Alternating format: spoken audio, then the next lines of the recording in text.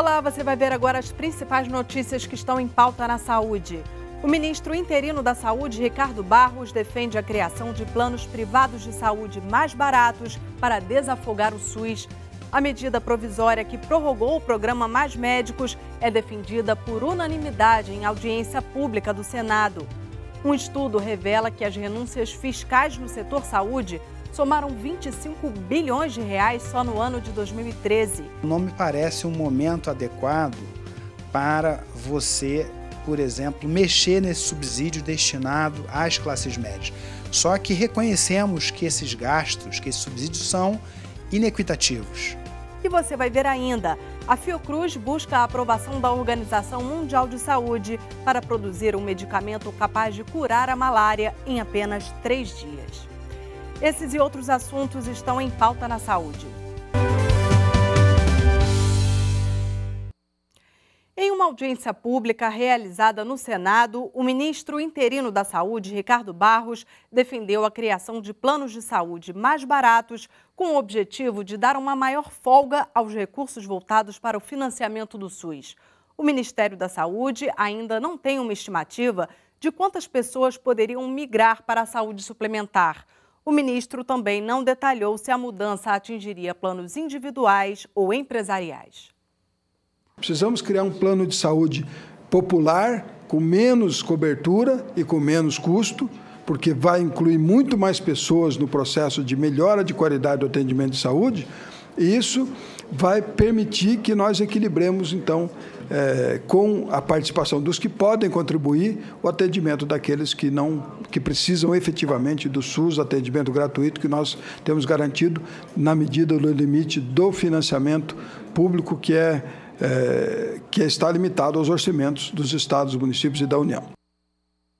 Questionado se a proposta não seria criticada por sanitaristas que defendem uma melhoria no sistema público de saúde, Ricardo Barros afirmou que o Ministério da Saúde deve atender a todos os brasileiros e não só aos usuários do SUS. Quero reiterar o meu compromisso com a universalidade, com a integralidade da atenção à saúde, com a intersetorialidade e também com a defesa dos desafios permanentes que temos no SUS. E esta é a nossa missão, mas repito que estamos no Ministério da Saúde, dos brasileiros todos, não só dos brasileiros do SUS. Então é preciso que haja a visão holística da situação e que nós possamos aproveitar a oportunidade de que toda a sociedade contribua para o aperfeiçoamento do SUS como modelo de gestão universal. Em meio a essas declarações, cerca de 5.000 pessoas participaram no dia 6 de julho da Marcha da Saúde, da Seguridade e da Democracia, realizada na Esplanada dos Ministérios. A manifestação, que teve como principal objetivo a defesa do Sistema Único de Saúde, reuniu centenas de entidades de todo o país e contou com a participação de diversos parlamentares que defendem a saúde pública. Os manifestantes mostram preocupação com a aprovação da PEC 241, que estabelece um teto para os gastos com saúde e educação. De acordo com o Conselho Nacional de Saúde, a proposta representa um atentado à saúde pública brasileira. Em uma outra audiência pública realizada no Senado, os parlamentares defenderam por unanimidade a medida provisória que prorroga o programa Mais Médicos. A audiência pública discutiu a admissibilidade da medida provisória 713, que prorrogou por 3 anos o prazo de revalidação do diploma e do visto temporário do médico intercambista do programa Mais Médicos. A audiência contou com a participação de gestores e profissionais da área da saúde, que foram unânimes em defender a aprovação da medida provisória. O ministro interino da Saúde, Ricardo Barros, foi um deles. Hoje, 2.340 municípios só têm médicos do Mais Médicos.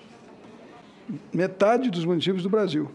Então, é evidente a relevância do programa e a necessidade da sua continuidade até que nós tenhamos, nesses novos cursos que foram criados de medicina, a formação de novos profissionais e a ocupação desses postos ao longo do tempo por médicos brasileiros. O presidente do Conselho Nacional de Secretarias Municipais de Saúde, Mauro Junqueira, também defendeu a aprovação da MP e, em sua fala, destacou o aumento de profissionais brasileiros inscritos no Mais Médicos.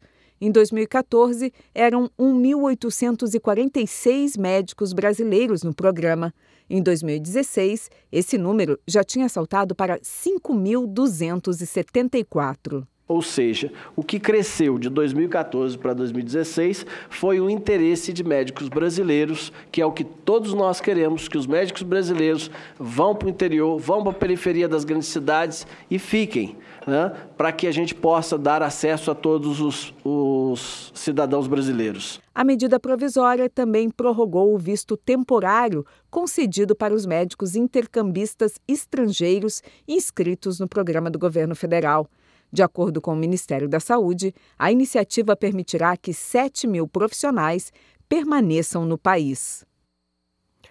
Um estudo conduzido pelo IPEA, o Instituto de Pesquisa Econômica Aplicada, em parceria com a Receita Federal, traçou uma radiografia do gasto tributário em saúde, ou seja, de tudo que deixou de ser arrecadado pelo governo federal em renúncias fiscais. O levantamento aponta que só em 2013 a renúncia de arrecadação fiscal na área da saúde somou cerca de 25 bilhões de reais.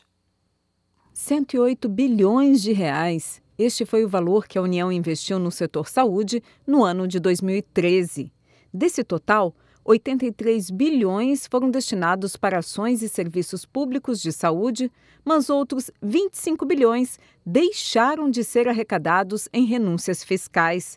Foi o que revelou a radiografia do gasto tributário em saúde, realizada pelo Instituto de Pesquisa Econômica Aplicada, em parceria com a Receita Federal. Gastos tributários são o que os acadêmicos chamam para aquilo que o Estado deixa de arrecadar, ou seja, a renúncia de arrecadação fiscal na área da saúde, ou popularmente conhecido como subsídio. Então, o governo brasileiro, ele abre mão de arrecadar um conjunto de recursos para estimular ou favorecer o consumo ou a produção de determinadas atividades econômicas na área da saúde. Então, o gasto tributário em saúde é o gasto indireto, digamos assim, em saúde. É o subsídio do governo federal destinado às famílias, aos empregadores, à indústria farmacêutica e aos hospitais filantrópicos. O objetivo do estudo foi avaliar a eficiência desse gasto indireto em saúde e a equidade na distribuição deles. Mas a radiografia mostra que nessa disputa por recursos entre os setores público e privado de saúde, o SUS, que já é subfinanciado, tem saído em desvantagem. Como boa parte da clientela da medicina privada continua utilizando um conjunto de serviços e ações produzidas pelo SUS, vacinação, urgência e emergência, quimioterapia, transplante, ações de saúde pública e de vigilância sanitária, você acaba distribuindo de forma inequitativa o gasto público. Ou seja, mesmo ajustando por utilização, quem está melhor situado na distribuição de renda acaba recebendo, em tese, mais. A radiografia mostra que as pessoas físicas foram, em termos relativos, as mais beneficiadas na distribuição dos subsídios. Em 2013, foram responsáveis por mais de 1/3 das renúncias fiscais.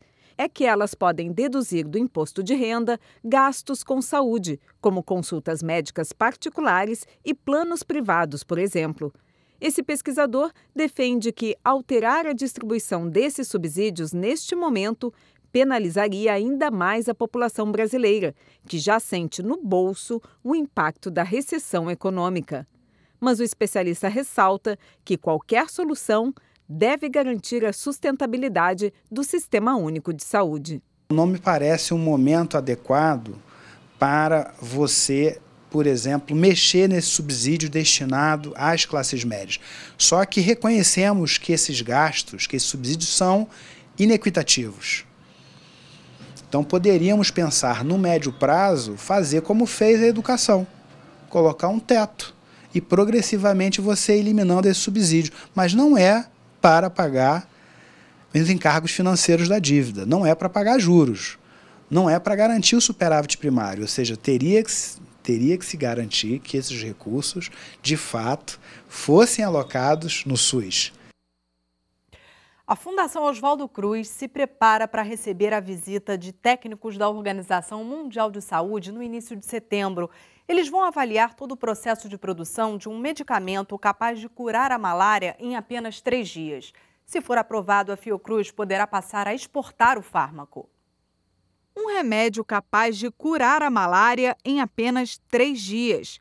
A Fiocruz levou 6 anos para desenvolver esse medicamento e obter o seu registro. Desde 2008, ele era oferecido pelo SUS para tratar os casos agudos da doença. Esse ano, o Ministério da Saúde reviu o protocolo e decidiu recomendar o tratamento também para os pacientes crônicos. A partir da revisão dessa prática e também da possibilidade de usar para casos crônicos, nós agora acreditamos que o produto terá uma maior ação e nós, pelos estudos clínicos realizados, temos certeza que ele é uma grande arma, tanto que o DNDi, os Médicos Sem Fronteiras, já consideram a malária com um arsenal terapêutico suficiente para ser enfrentada e já não as enquadram dentro das áreas que eles hoje priorizam para financiamento de projetos. Agora, esse medicamento inovador tem a chance de ser exportado para outros países. Mas, para isso, a Fiocruz precisa da chancela da Organização Mundial de Saúde.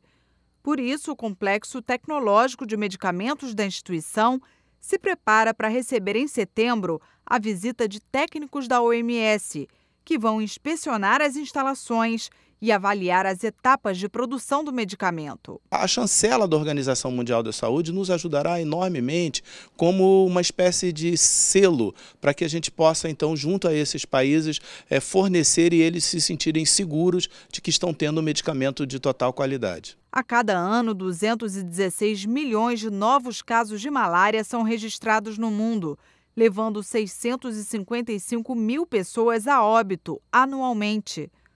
O diretor executivo do Instituto de Tecnologia em Fármacos da Fiocruz explica que se a instituição conseguir a pré-qualificação do antimalárico junto à OMS, será possível exportar o medicamento e, com isso, levar a cura da doença para mais pacientes. A nossa expectativa é grande, porque essa chancela da Organização Mundial de Saúde permitirá o fornecimento de medicamentos para outros países que também padecem, né, de situações crônicas com a malária ou mesmo epidêmicas, como é uma situação que abrange um volume muito grande em todo o mundo de várias pessoas atingidas, que a gente possa contribuir com a nossa produção para minimizar, né, mitigar esse sofrimento e atacar essa doença que hoje é preocupante em todo o nosso planeta. A gente fica então na torcida para a Fiocruz conseguir a aprovação desse medicamento. O programa de hoje termina aqui. Na próxima edição a gente volta com outros assuntos que estão em pauta na saúde. Até lá!